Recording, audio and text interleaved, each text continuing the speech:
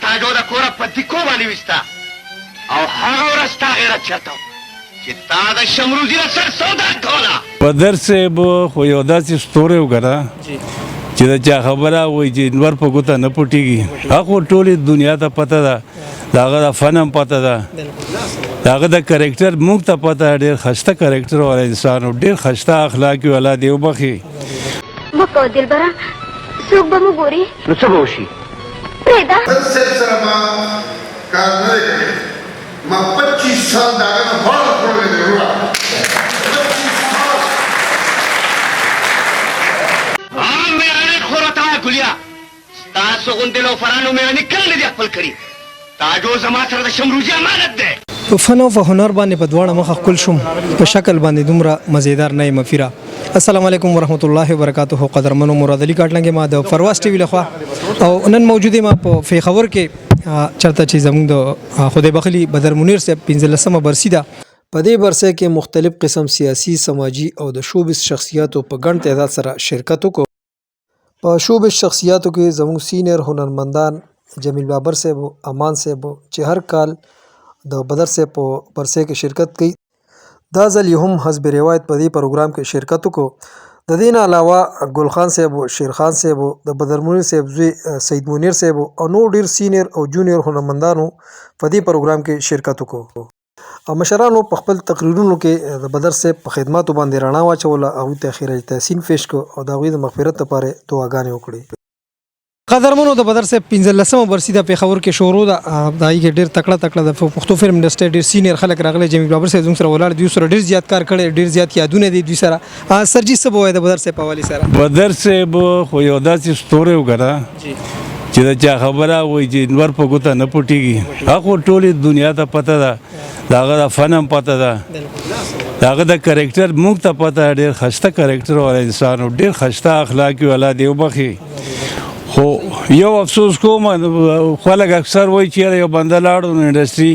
کېناسته انډسټري کینی نه دا زموږ نالایکي ده خلک ټول عمر نه دلیپ صاحب لاړو دا چا خبره بدر صاحب لاړو ټول رئیس صاحب لاړو د دنیا کاروبار ودرېږي نه دا زموږ نالایکي ودرېږي مخې ته راشي نو موږ بس چا خبره چې هغه یو پسې غره رستو موږ غم نه کړی دی وایي تر قیامته به دی ژوندی رستو خلک غم کوي که نه نو خفه یو ورپسې رښتیا خبره الله دې وبخي او داسې آرټسټان داسې خلک دا په قسمت راځي هغه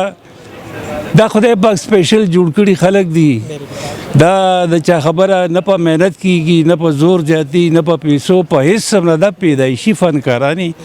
دا یو څو دلیپ صاحب شو دی شو نور جهان شو رئیس صاحب شو دا قدرت جوړ کړي را لیږلي دي او دا خوش نصیبه والله دې هغه جهان هم ښایسته کړي خوش نصیبه کړي زنده باد تھینک یو بدر صاحب سره ما کار نه دی کړی ما 25 سال د هغه نه غاړه خوړلې دی وروره 25 سال هغه به چې کله شوټینګ ته راتله نو هغه به دا ویل چا سره فایټ دی هغه به شیر خان سره د هغه 1 کیلو وینه به زیاتېده چې نن به فایټ ډېر ښه کېږي فایټ به ډېر ښه کېده بدر صاحب هم ډېر جوش سره کار کړی موږ هم ماشومانو هغه ډېر ګیلاګان وو کار ډېر ښه کېده نو زه به یو څو خبرې به کوم چې زما سینیر ناست دي دوی په مخ کې زما څه جوړل دي زه به خبرې وکړم زه دوی په لفظونو کې راغلی یم الله دې دوی ټول ژوندی ساتي زه به بدر صاحب یو څو خبرې به کوم بیا به اجازه غواړم یو ورځ د ریمنډ والا میله وه ریمنډ نو چوکیداران بدر صاحب شوټینګ نه و بدر صاحب کور کې پروت و نو خلک ډېر رالو د هغې هغه پیداګیري نه کېده اصل روپۍ چې هغې هغه سترګه نه سټوډیو کې سړی به درته کېده نو هغې هغه پیداګیري نه کېده هغې ټول جمع شو هغوی چې بدر صاحب کور ته ځو بدر صاحب راولو دې به دلته ګېټ نه به دلته شي دا پیسې به شروع شي موږ ته هغې بدر صاحب کور ته لاړو بدر صاحب پاسولو چې بدر صاحب موږ سره راشه سټوډیو ګورئ هغه داسې مخلص انسان و هغې سره روان شروع وه سټوډیو ته راغلو هغوی څوکیدارانو 20,000 روپۍ تیاري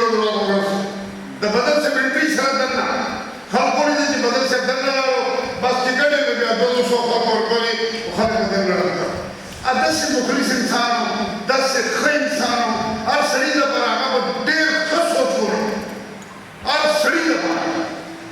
نو بدر صاحب بد نشي پیدا کېدی وروره بدر صاحب یو وایي الله دې هغه جنت کې دې ورکړي هغه ته الله دې هغه هلته آخرت ښه کړي وروره ډېر مهرباني صاحب